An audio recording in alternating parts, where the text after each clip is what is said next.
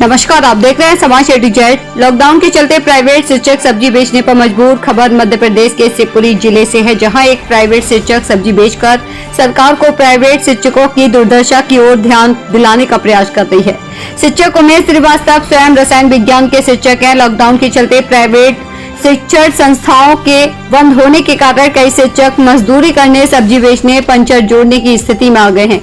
वे इन विषम परिस्थितियों में अपने परिवार का पालन पोषण करने के लिए अपना शहर छोड़कर भी अन्य शहरों में जाकर मजदूरी कर रहे हैं। इन्हीं समस्त प्राइवेट शिक्षक समुदाय की इस दशा को व्यक्त करने के लिए शिक्षक उमेश श्रीवास्तव स्वयं रोड पर सब्जी बेचने निकल पड़े।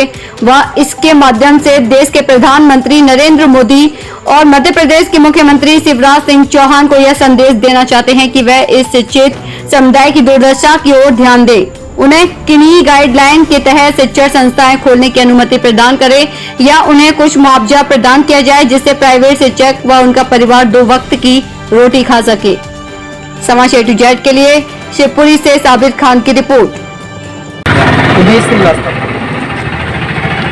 क्या करते हैं आप?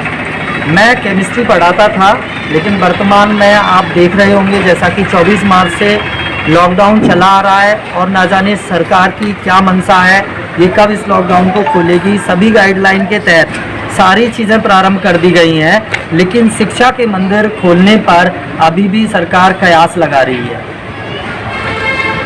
आपको सब्जी का ठेला लगाना पड़ रहा है, क्या वजह रही इसकी? मैं अपने साथियों का दर्द इस सब्जी का ठेला लगाकर बयां कर रहा हूं कि मेरे कई साथी आज सब्जी का ठेला लगाने पर मजबूर हैं। कई साथी मेरे पंचर जोड़ रहे हैं, कई साथी मेरी मजदूरी कर रहे हैं और कई साथी तो विवश और लाचार होकर आत्महत्या तक का कदम उठा चुके हैं। विगत 4 दिन पूर्व एक पटना की एक महिला जो दोनों पैरों से अपाहिज थी, पति 2 साल पहले बीमारी से स्वर्गवास सिधार गया, वो महिला अपनी बच्चों का पालन पोषण करने में अपने आप को बेबस लाचार महसूस कर रही थी और उसने अंत में अपनी जीवन लीला समाप्त कर दी। इन सभी बातों को मैं सरकार के सामने रखना चाहता हूं। हम लॉकडाउन के नियमों का उल्लंघन नहीं कर रहे, इसीलिए आवश्यकता की वस्तुएं जो सरकार ने खुद खोल रखी हैं उसका हम बेच रहे हैं। उसके माध्यम से हम ये बताना चाहते हैं कि सरकार इस समुदाय की ओर भी ध्यान दे।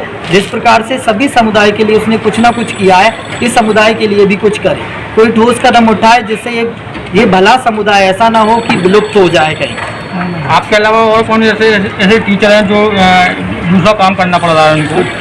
मैं अपने साथियों की, मेरे अलावा मैं तो केवल अपने साथियों की इस दुर्दशा को बता रहा हूँ, क्योंकि मैं उनका प्रतिनिधित्व करता हूँ। किसी ना किसी को तो आवाज़ उठाना पड़ेगी।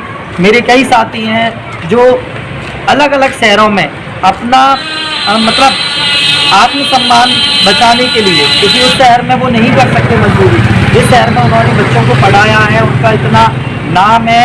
मैंने देखा हमारे शहर शिवपुरी में भी कई बाहर के शिक्षक मजदूरी करने आए। सरकार से क्या चाहते हैं आप?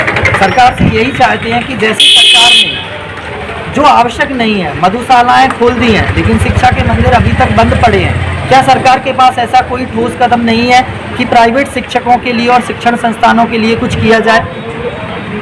अगर वो कहती है कि हमें सेहत की चिंता है, हमें बच्चों के भविष्य की चिंता है, तो मुझे बताइए कि प्रत्येक बार तंबाकू और शराब उत्पादों से लाखों लोग काल के गाल समा जाते हैं। सरकार को सबसे पहले तुरंत उन पर रोक लगाना चाहिए।